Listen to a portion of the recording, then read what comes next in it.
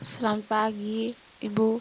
Perkenalkan, nama saya Evimia Melania JD dengan NIM 2023755841 dari jurusan Akuntansi Sektor Publik. Di sini saya akan menjelaskan penyelesaian dari soal UTS perpajakan. Yang pertama,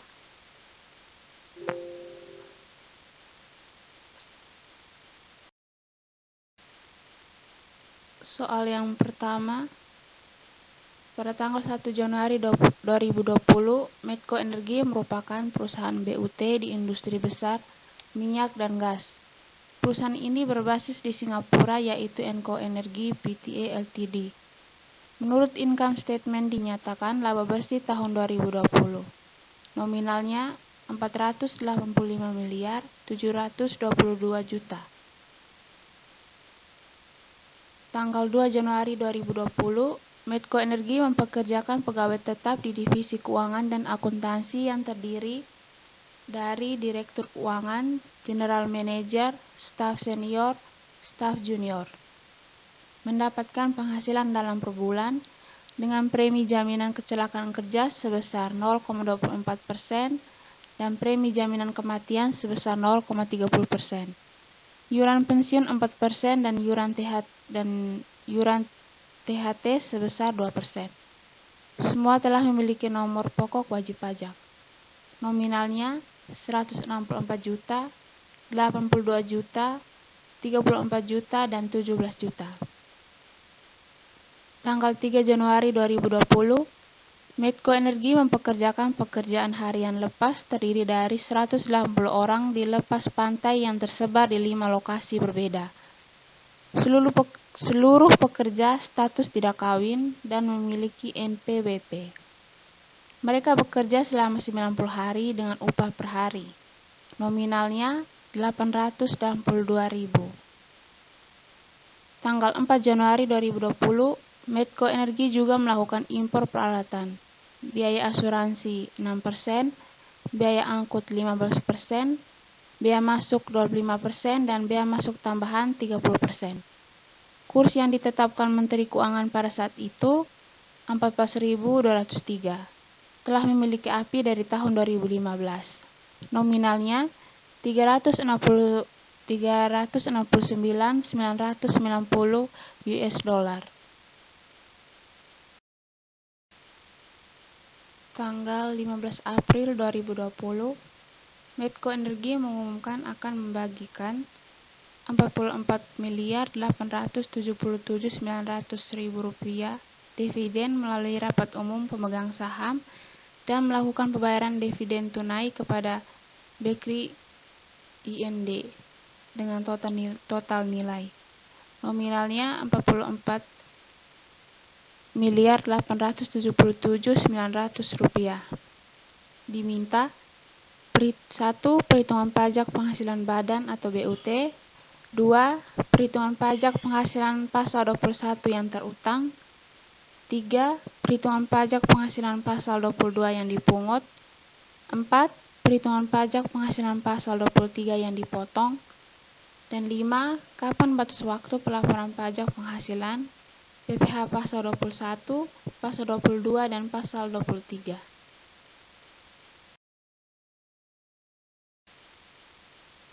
Jawaban soal 1. 1 Januari 2020, menurut PP nomor 30 tahun 2020 tentang penurunan tarif pajak penghasilan bagi BP Badan Dalam Negeri BUT menjadi 22%. Tarif 22% dikali nominal laba rugi tahun 2020. BUT sama dengan 22% dikali nominal laba rugi tahun 2020.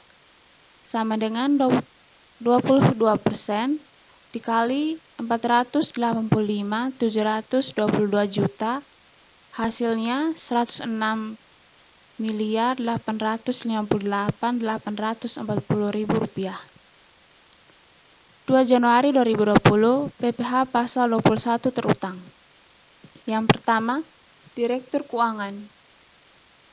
Gaji pokok 164 juta, JKK 393.600, JKM 492.000, penghasilan brutonya 164.885.600.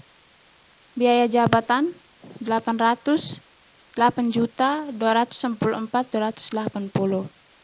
Iuran pensiun 6.560.000. Iuran THT 3.280.000.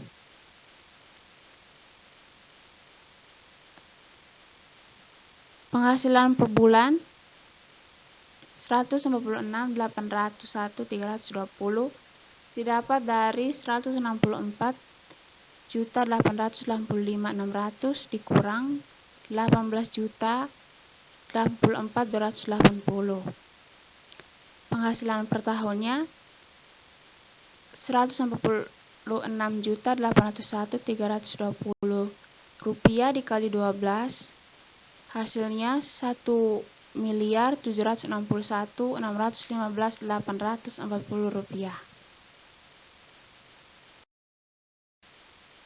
PTKP wajib pajak sendiri 54 juta. PKP-nya 1.707.615.800 rupiah didapat dari 1.761.615.840 rupiah dikurang 54 juta. Pajak terutang per tahun adalah 25% dikali 1.707.615.800 rupiah, hasilnya 462.903.950. Pajak terutang per bulan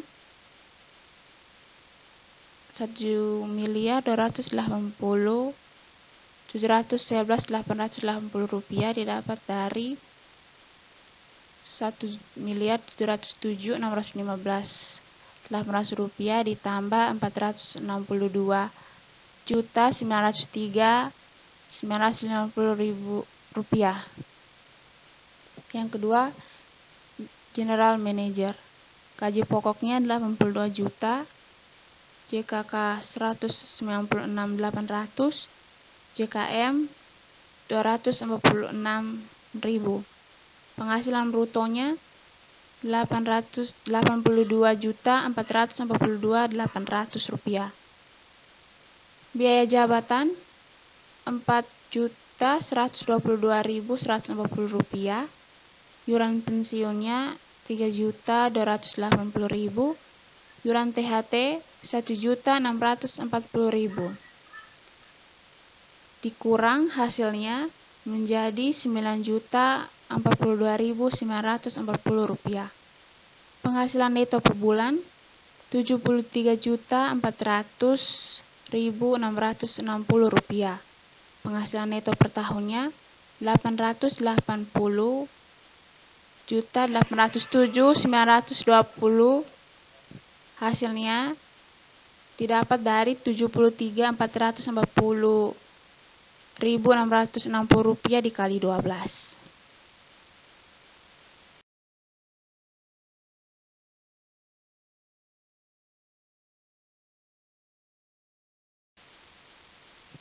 PTKP wajib pajak sendiri 54 juta. PKP-nya 311.213.040 rupiah didapat dari 365.213.040 dikurang 54 juta. Pajak terutang per tahun 15% dikali 311.213.040 rupiah, hasilnya 206.701.980 rupiah. Dijumlahkan pajak terutang per bulannya 357.894.996 rupiah. Yang ketiga, staf junior. Gaji pokoknya 17 juta, JKK 40.800, JKM 51.000. Penghasilan brutonya 17.091.800 rupiah. Biaya jabatan Rp854.590. Iuran pensiunnya Rp680. Iuran THT Rp340.000. Dikurangi hasilnya menjadi Rp1.874.590. Penghasilan neto per bulan 15.217.200. Penghasilan neto per bulan Rp15.217.210 didapat dari Rp17.091.800 dikurang Rp1.874.590. Penghasilan neto per tahunnya Rp182.606.520 didapat dari Rp15.217.210 dikali 12.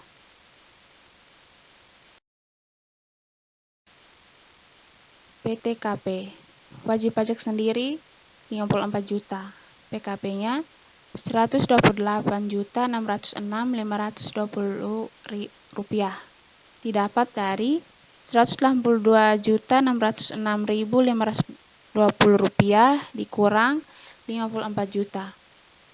Pajak terutang per tahun 15% dikali Rp128.606.520 hasilnya Rp206.701.980. Pajak terutang per bulannya Rp149.897.498 didapat dari Rp128.606.520 ditambah Rp206.701.980.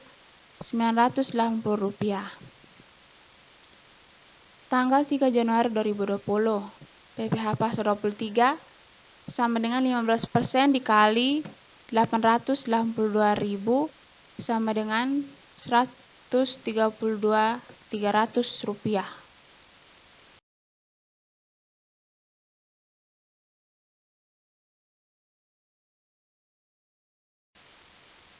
Misalnya semua efeknya mana? Persetan di imus tuh.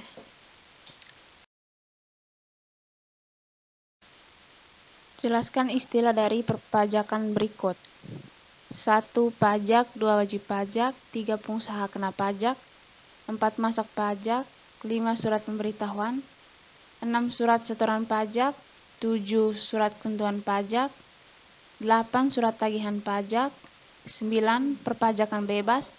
10. Pembukaan pajak.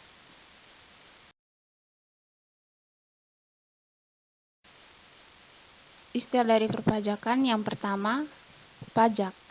Istilah yang penting untuk dipahami terlebih dahulu adalah pajak, yaitu sebuah kontribusi wajib pajak kepada negara yang dilakukan oleh warga negara.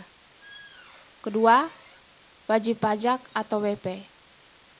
Wajib pajak atau sering disingkat dengan istilah wajib pajak adalah orang pribadi atau badan yang memiliki hak dan kewajiban perpajakan. Yang ketiga, pengusaha kena pajak atau PKP. Istilah pengusaha ini merupakan seorang pengusaha yang melakukan suatu kegiatan penyerahan barang atau jasa kena pajak. Yang kelima, masa pajak.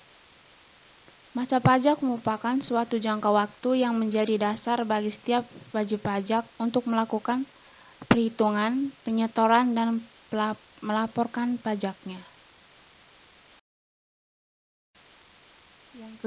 Yang kelima, surat pemberitahuan. Surat pemberitahuan atau SPT adalah surat yang oleh wajib pajak digunakan untuk melaporkan perhitungan dan atau pembayaran pajak, objek pajak, dan atau bukan objek pajak dan atau harta dan kewajiban sesuai dengan ketentuan peraturan perundang-undangan perpajakan. Yang keenam, surat setoran pajak. Surat setoran pajak atau SPP adalah bukti pembayaran atau penyetoran pajak yang telah dilakukan dengan menggunakan formulir atau telah dilakukan dengan cara lain ke kas negara melalui tempat pembayaran yang ditunjuk oleh Menteri Keuangan.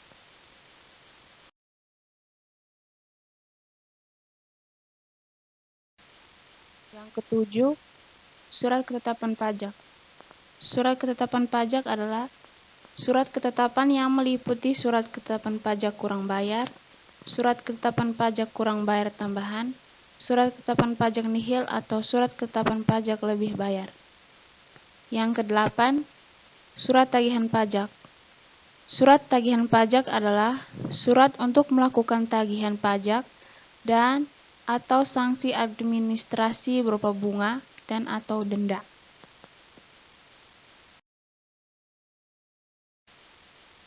Yang kesembilan, pekerjaan bebas. Pekerjaan bebas adalah pekerjaan yang dilakukan oleh orang pribadi yang mempunyai keahlian khusus sebagai usaha untuk memperoleh penghasilan yang tidak terikat oleh suatu hubungan kerja. Yang kesepuluh, pembukuan pajak. Pembukuan pajak adalah suatu proses pencatatan yang dilakukan secara teratur dalam mengumpulkan data dan informasi keuangan yang meliputi harta, kewajiban, modal, penghasilan dan biaya, serta jumlah harga perolehan dan penyerahan barang atau jasa yang ditutup dengan menyusun laporan keuangan berupa neraca dan laporan laba rugi untuk periode tahun pajak tersebut. Sekian penjelasan tentang soal UTS perpajakan. Saya ucapkan terima kasih.